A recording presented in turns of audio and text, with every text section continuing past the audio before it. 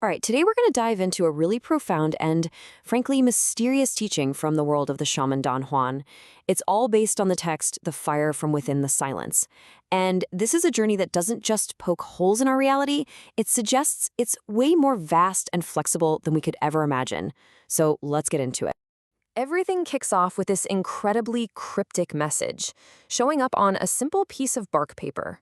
And just this one sentence, it's all it takes to pull our protagonist out of his comfortable, ordinary life and straight back into an extraordinary world he was pretty sure he'd left behind for good. So yeah, our story starts with a return. You see, the protagonist, he's a professor at UCLA, and for years he's been trying to file away his bizarre apprenticeship with a sorcerer, kind of trying to label it as just some experiment. But the desert, and of course Don Juan, they're calling him back. I mean, he's built this whole normal academic life, he's published books, he's settled down, and he's really tried to sell himself on the idea that that whole world of inexplicable power was just a weird detour. Well, that whole rationalization is about to get completely shattered. That pull from the other world, man, it's something he just can't ignore anymore. So when he finally gets back, Don Juan's words, and get this, he says it without even looking up from a fire, they just instantly slice through years of self-deception. And just like that, that old mentor-student dynamic is back in full force. And the solid ground our guy thought he was standing on, well, it starts to shift all over again. So why? Why was he called back? Well, it turns out Don Juan is ready to share something completely new. A teaching, he says, is the grand finale, the culmination of everything that came before. And that is the million-dollar question, right? Don Juan explains that all his previous lessons, stopping the world, seeing energy, shifting perception, all of that was just prep work.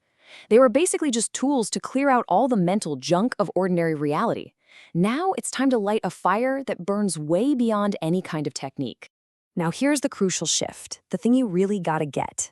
This isn't another skill you can just learn or a technique you can master. Nope, it's a total reorientation. It's a state of being that comes from a deep, fundamental change in how you relate to power and to yourself.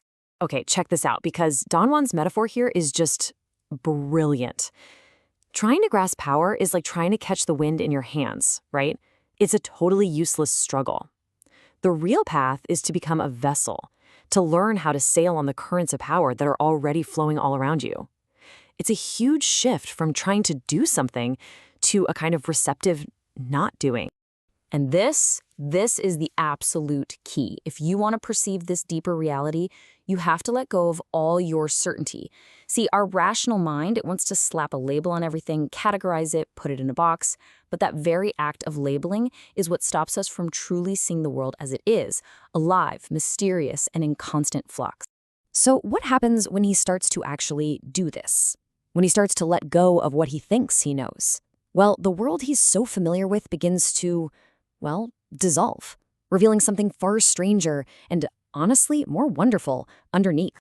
He starts perceiving multiple realities all at once. This is what happens when a sorcerer's assemblage point, that's the fixed spot through which we normally see reality, is allowed to shift.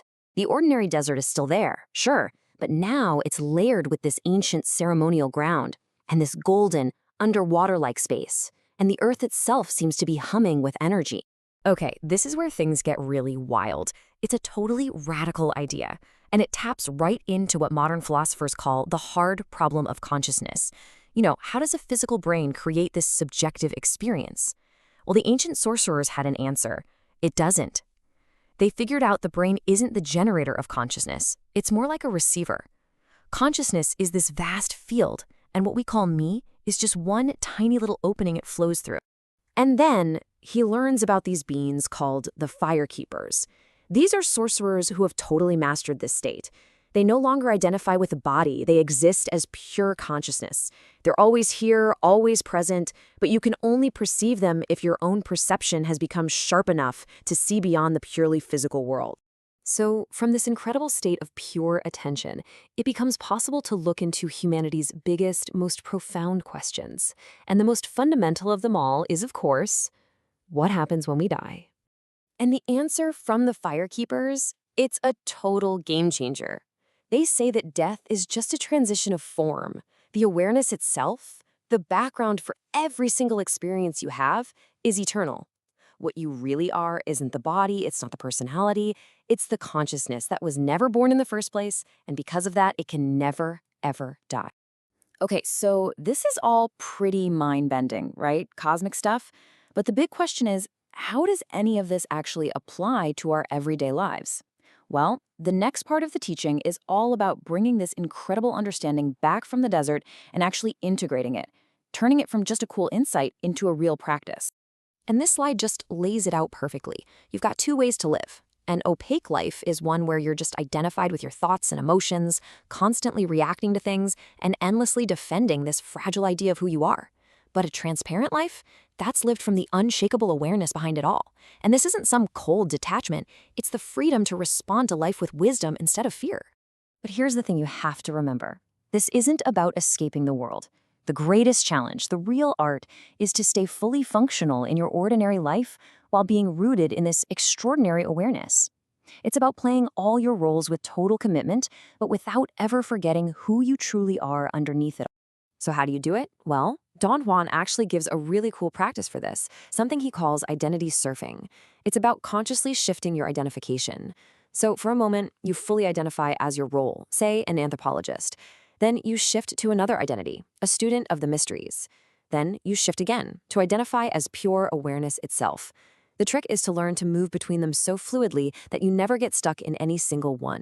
But this whole teaching, it's not just about you or me getting free. As we're about to see in this final part, the endgame is way, way bigger. It extends to the entire human species. The big reveal from the Firekeepers is this. This teaching is no longer just some personal spiritual goal. It's actually become a practical necessity for the survival and the evolution of consciousness on this planet. And that's the grand vision here, you know? The idea is that if enough individuals wake up to their true nature, it'll create a kind of critical mass, a tipping point that shifts the entire field of human consciousness. And that's why this ancient knowledge is popping up again now, because it's desperately needed for our collective evolution. Which, of course, brings us right to the end. The entire teaching is this incredible journey to come home to our true nature. But the final provocative question it leaves us with, the one I want to leave you with, is this. What if there's nowhere to get to? What if you are already, and have always been, the very thing you've been looking for?